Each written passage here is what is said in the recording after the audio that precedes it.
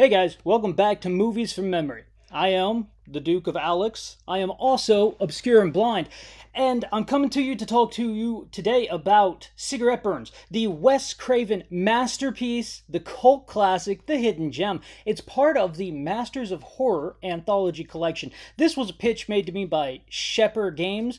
Hello, Shepherd Games. How you doing? This was also something that I know NATO wanted to hear about, so you're welcome, NATO. Without further ado, let's get into it. This stars the main man, Norman Reedus, before TWD, The Walking Dead, where he played Daryl Dixon, fan favorite. I had that action figure. I sold that action figure. I'm very happy with that transaction because I made like $400 off that crazy action figure at one time in my life. So Norman Reedus is our main character, and he runs a movie theater.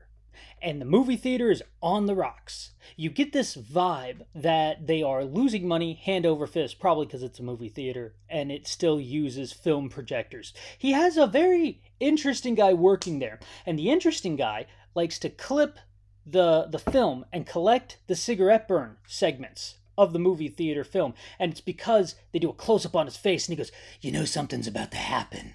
Precursor, because we actually see cigarette burns throughout this movie, and when you see him, you know something's about to happen. That's what that guy said, and that's what it means. Norman Reedus, I don't know his name. I just know him as Norman Reedus. He's Daryl Dixon, and then he's forgettable cigarette burns movie guy. You're gonna know why he's forgettable in a bit. So he goes to a rare collector. He gets a call. He is an individual who finds movies for people, like a bounty hunter, but for film, which is cool. I could do that, but for Doritos. I'd love to do that. I have proudly tried the Formula X Dorito. It was made with powdered beef. It's gross. It was very gross Doritos, cheeseburger flavored. We found that out afterwards. The pickles were pretty decent, actually. Pickle chips are, getting off tap. So he goes to a mansion and he meets a really creepy, very wealthy guy who's talking about a film which inevitably corrupts those that get close to it. I love the idea of haunted footage, of evil film. There is a book recently. Look in the description down below. I'll leave a link to the Amazon. Good book. I think it was just literally called Horror Movie. Excellent. Excellent book. So he goes to this mansion. He's talking to the guy, and the guy goes, "I know it exists." And Norman Reedus is all like, "How do you know it exists? If it existed, I'd know it existed. I'm the best in the world at this." And then the guy pulls a lever. A bookcase opens up. I want this house. One day. And behind it is a man chained to a wall. And Norman Reedus' first interaction is not, "Why is there an albino child chained to that wall?" His first interaction is, "Whoa." Because that thing is linked to the film. Now, if you want to watch the movie, please stop here. It's very, very good. I legitimately cannot suggest it enough. And thank you, Shep, for sending this my way. Now, if you don't want it and you want to hear the Movies from Memory recap, continue watching. So, Norman Reedus goes ahead and he gets a big book from this guy. And the guy's like, "I'll pay you $100,000. And he's like, "Make it 150, 200,000. And the guy goes, "Deal." And I'm like, he could have pushed him to $1 million. He literally has an albino child chained to a wall. You have seen it with your eyes. Death is imminent for you, Norman Reedus. Fleece this guy, or at least set that albino child free. To me, it looked like an albino child. I am also blind. So, the thing has like stumps of wings on its back, and it's insinuated that this is an angel. Ooh. So, Norman Reedus, that's the sound of airplanes, flies to France. Not the first time Norman Reedus will go to France. If you've been watching Daryl Dixon on AMC Plus or also Netflix or anywhere else that is streaming nowadays, then you know that Norman Reedus will one day go to France during the midst of some kind of crazy zombie apocalypse. And the zombies, they weren't serious enough before. They had to make them acid blood zombies for some reason. And then Carl, they weren't happy with Carl. They had to make this French kid a new Carl. It's an insane show. Highly suggested. Stick around to the stinger at the end of the credits to see what I think about the final episode of that season. So, we have Norman Reedus going to France and he's hunting down this film because I guess it's a French film. And he goes to see his friend, and his friend has a fused hand. Now, intercut into these instances of Norman Reedus deciding he's going to hunt down this film. There is an instance where a man shows up at the theater and demands his payment or whatnot. Norman's like, dude, I miss her too, man. You don't know what I'm going through. And it's insinuated through, and we get it clarified through another flashback, that Norman and this man's daughter were in a relationship, and she's also a drug addict. She has referred to Norman multiple times as daddy, and that's totally fine. But now her daddy is there demanding money from Norman Reedus, whom she called daddy at some point. I think she might have a daddy issue, personally. So then you have a flashback to see that she has committed American seppuku, which is where you do the act of seppuku, but in a hot bathtub and by yourself, and, you know, it's not the best. So we understand that she is checked out stage left. Norman Reedus is heartbroken, and this father has lost his daughter, and now he's stuck with her drug dealer / junkie boyfriend who owns a theater that he invested money in. I'm on board for this guy's movie, personally, but that's going to be a revenge film, as we shall see. Norman Reedus goes to France. That all happened back in America. Now we're in France. He meets the guy. He has a fused left hand. All of his fingers are burned together. It's, ooh, what happened there? Mysterious. And the guy's lying to him. So then Norman realizes the guy's lying to him, because this guy says, oh, the film doesn't exist. In reality, this individual knows someone who might know where the film is. And so Norman's like, you gotta tell me. And so the guy's like, I was there at the filming of the showing of the film for the first time. When the film was shown for the first time, it caused a riot. People were killing each other in the theater. It was crazy. This is a horror movie. This is Wes Craven. Very well done. I love how he plants these little seeds throughout the entire act of this film. So, turns out this guy was working the projector at the time, but he turned away. He did not watch the film, but his hand, just being near the film, burned it and fused the fingers together, scarring him for life, and he is haunted by the cigarette burns. He even says, have you started seeing the flashes yet? Which we've been seeing the flashes along with Norman Reedus, but now we realize Norman Reedus has been experiencing these along with us. The movie's breaking the fourth wall. It's bringing you into Norman Reedus' situation. This movie is about obsession. It is about addiction. It is about the forbidden.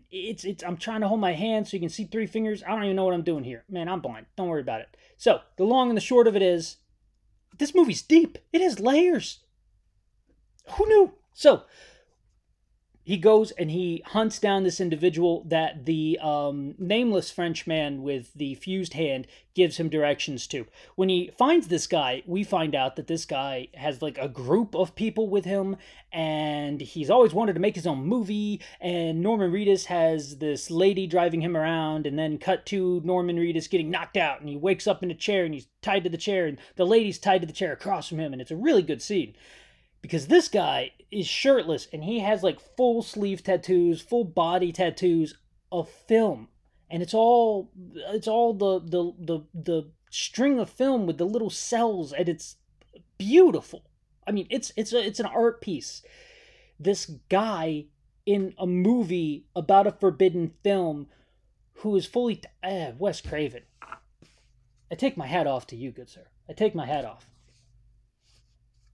Well done.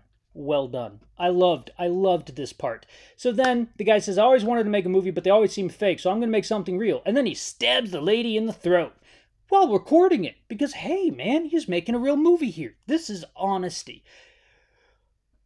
Okay. So then he's going to attack Norman Reedus, but cigarette burn happens, and Norman Reedus wakes up, surrounded by the dead bodies, with one new clue, because he's obviously somehow gotten out of the chair and murdered all of these people. Super fun, Norman Reedus. But then his girlfriend keeps showing up and he keeps telling her, you're not real, you're not here, you're dead. Because she, American seppuku'd herself. So we have the, what do some other people say, unalived? I don't know. These are all very strange terminologies for me. So then we have the climax of the film, whenever he goes to see the widow of the individual who made the film, because this film supposedly has God bleeding on it. And what happens when a human sees God bleed? It's because they literally sacrificed an angel on film, and anyone who watches it goes insane. The film itself is an unholy hole in our reality, and that albino child chained to the wall turns out not an albino child at all, an actual angel. And I'm going to scooch over this way so I'm more centered. Should have done this a while ago. So the actual angel is chained to the wall. Norman gets the film, and the lady's like, take it. I don't want it. He spent his whole life watching it, and then he died. And Norman's like, I don't even think he says thank you. He just takes the film and leaves. Whatever, man. That guy's not thankful for the film that he's tracked down his whole life to get. So, goes back to the dude in the wealthy mansion. This is where we have a bit of a hiccup, because Norman wants to see the film. Or he doesn't want to see the film. I don't know. He gives the guy the film. The manservant of the very wealthy individual is there. Norman's there. We have the angel creatures chained to the wall is there. And then, later on, we're going to get another surprise guest. So Norman leaves, and he gets a phone call on his cell phone, which is cool. And the phone call is from the manservant who says, you must come. Something is happening. And so, I'm going to give you another chance. If this movie sounds interesting to you at all, stop now and go watch it. It goes off the rails. For the last 2 minutes of this film is worth sitting there for 58 minutes. The whole movie's worth sitting there, but you got to reposition for this because it gets crazy. So Norman comes back to the mansion. The manservant, I believe, has gouged out his eyes at this point in time and is just delirious. The thing chained to the wall is still chained to the wall. So Norman skips by the thing chained to the wall, runs up to the projection booth where the guy is, and he sees the guy, and the guy's like laughing to himself or something. He says, I'm going to make my own movie. It's going to be fantastic. And he is currently Japanese seppukuing himself by... And then he pulls out one of his intestines and he puts it in the film projector. And he starts playing the projector. And at this moment in time, I turned to my wife and I said, that movie's shit. And I stand by that joke 100%. So now this man's intestines are being projected on the screen. And the best part, Wes Craven, thank you. The best part is it's a gory pink image on the main screen for the rest of the film. Norman Reedus goes back and releases the angel creature thing. I don't know why he does this. I think maybe it's to No, Norman doesn't release him. Norman hears something and he goes down to sit in the chair, and the girlfriend's father shows up with a gun. And he's like, I'm gonna do what I should have done years ago and put you out of your misery or whatever. And Norman's all like, I loved her, man. And he's all like, she was my daughter. And they fight, Daryl Dixon style. And I don't remember what happens. The guy dies. Now, while this fight is happening, the blind manservant has just wandered into the albino kid's cage area and has unlocked him from the wall. Just in time, I guess, to die or live the rest of his life blind. You see how blindness ties back into this? Fantastic. So, the angel then goes to the individual who's up in the projection booth, literally having his intestines torn out of him by the projector. Oh, that's such a... Oh, man. Okay, so then the angel gets his film, and Norman Reedus sits down and realizes he just cannot continue on without her. And he puts the father's gun in his mouth, and we see a classic American seppuku head style happen. I don't know if we actually see the scene itself happening, but the angel, who's now walking down with the canister, turns to Norman, who is head back, gone, and says, thank you, and leaves. As we have the father on the ground, Norman dead in the chair, and the pink grotesque indie film, I guess that's the only description we can use for it, playing on the big screen. And that is Wes Craven's Cigarette Burns. In a nutshell, who's the hero of our film? Norman Reedus' assistant, who lives to the bitter end and probably gets a theater out of the whole thing, and then loses it in the 2008 financial crisis. Phenomenal film. I absolutely adore it.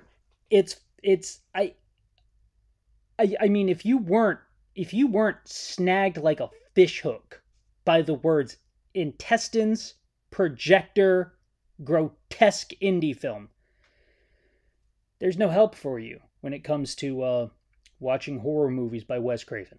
I can only assume. Now, I promised you a bit of a stinger at the very end, and this is the credits. This was brought to you by me, the Duke of Alex. Those are the credits. Stinger, spoilers, for Daryl Dixon, The Walking Dead, whatever. Yeah, man, let that French kid get eaten by the zombies and just leave. That kid does not have any sense of self-reliance or self-preservation. He is just living life as if nothing bad will, can, or could ever happen to him. And you just have to let him get eaten by some zombies so he learns and he doesn't become a Carl. And I think letting Carl go from TWD was the worst thing they did. They should have embraced Carl, they should have upped his contract, and they should have moved us along from Alexandria much faster. I'm just saying, guys, the series did us dirty. Thank you so much for tuning in. This has been another Movie Remembered. If you have a suggestion for a movie you'd like to be remembered by me 2 weeks after watching it, let me know. I do believe I already have one on the docket. It's brought to me by my older brother who says Time Cut on Netflix. Yeah, that movie that ripped off that other movie that stars Sabrina, the Teenage Witch. That one. He says it's really good, so I'm going to watch that, and we're going to remember it together. Thank you so much. The name of the movie was Cigarette Burns by Wes Craven, part of the Masters of Horror anthology collection, and I am probably going to end up buying that box set because, dadgum, I want to watch all of them now. Thank you so much, and as always, bye y'all.